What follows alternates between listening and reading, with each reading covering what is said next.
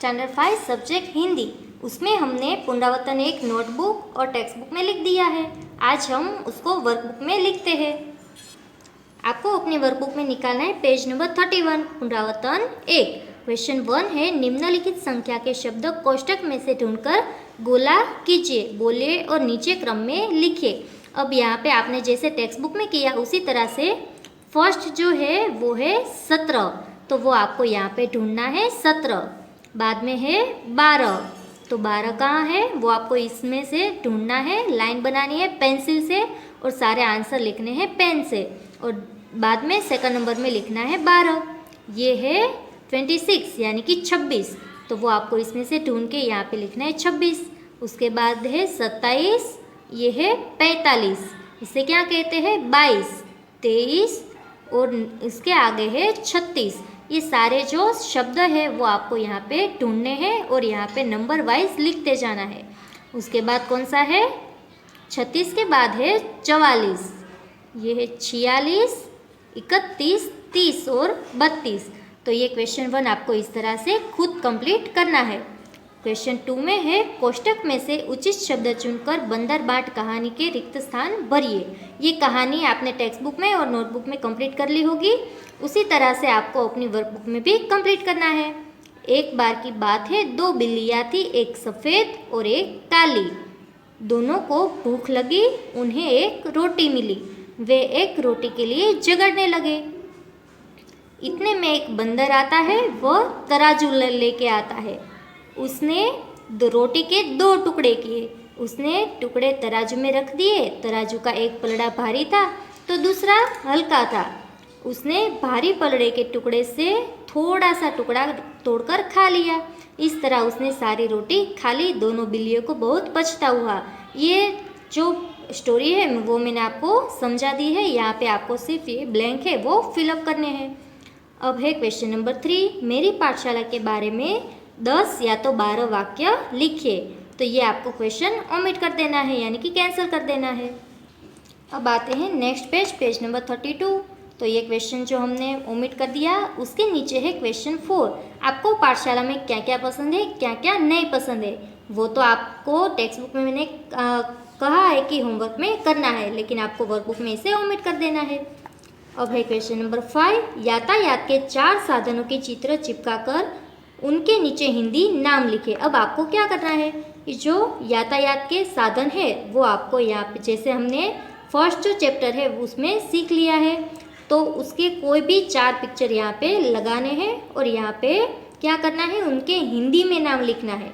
यानी कि कोई भी पिक्चर आपको यहाँ पे स्टिक करना है और उनके हिंदी में नाम लिख के ये होमवर्क में कंप्लीट करना है। उसी तरह से क्वेश्चन नंबर 4 है, 4 फूलों के चित्र चिपकाकर उनके नीचे हिंदी नाम लिखिए। यानी कि ये जो फ्लावर वाला पिक्चर है वो भी आपको चैप्टर 1 में आता है। तो ये सारे जो पिक्चर है आपको जो फ्लावर पसंद है वो यहाँ पे 4 स्टिक करने हैं और उनके हिंदी में नाम लिखना है। अब आते हैं next page, page number 33। Question number 7, निम्नलिखित प्रश्नों के उत्तर लिखिए। नंबर 1, चरवाहा दूसरी बार चिल्लाया तो मदद के लिए कौन आया। तो वो दूसरी बार चिल्लाता है तो कोई मदद के लिए आता है, नहीं आता है। चरवाहा दूसरी बार चिल्लाया तो मदद के लिए कोई भी नहीं आया। आपको इस तरह से आंसर लिखने हैं। ये आपको फर्स्ट चैप्टर में आता है। ये पुनरावर्तन 1 का मतलब है आपने अब 1 से लेके चैप्टर 1 से लेके जो 4 तक जो सीखा है वो सारी एक्सरसाइज में जो कुछ एक्सरसाइज इसमें दी गई है तो वो आपको कंप्लीट करनी है। अब आते हैं क्वेश्चन नंबर 2, चरवाहे को नुकसान क्यों झेलना पड़ा। क्योंकि वो झूठ बोल रहा था, इसलिए उसकी जो ये बुरी आदत थी इसलिए उसको नुकसान झेलना पड़ता है। आंसर लिखिए, चरवाहे को अपनी झूठ बोलने की बुरी आदत के कारण नुकसान झेलना पड़ा। नंबर 3, बच्चे द्वारा धूप में पसीना बहाने से क्या होगा। तो बच्चों द्वारा जो धूप में पसीना बहाने से खेत फसल से लहलहा उठेंगे। नंबर 4, नन्हा राही कहाँ दम लेगा। वो अपनी मंजिल पे पहुंचने के बाद ही दम लेने वाला यानी कि सांस लेने वाला है।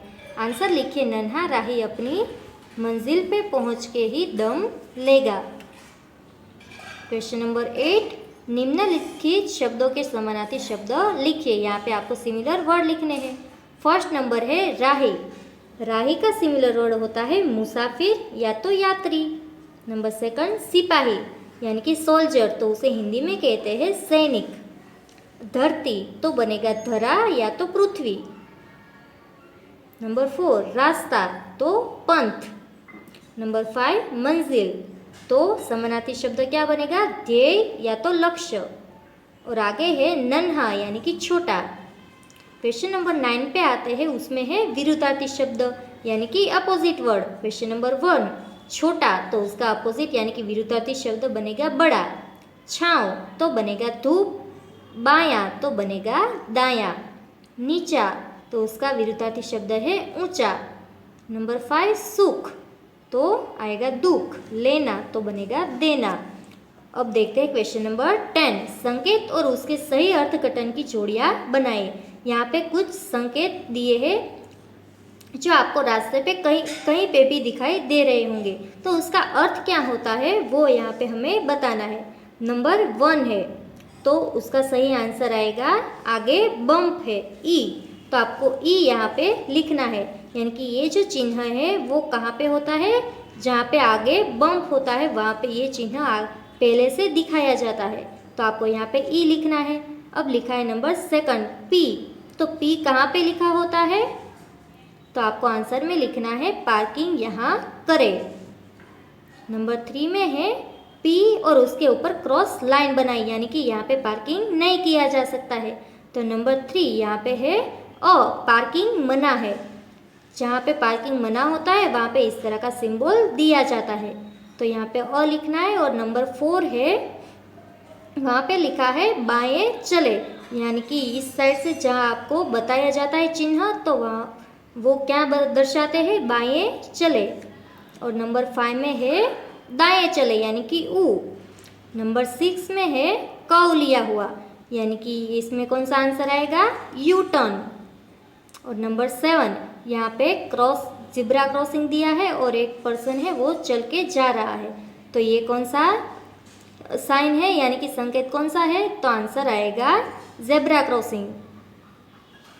यहाँ पे हमारा पुनरावर्तन 1 वर्कबुक में कंप्लीट होता है। आपको भी अपने वर्कबुक में यहाँ तक के आंसर लिख देने हैं।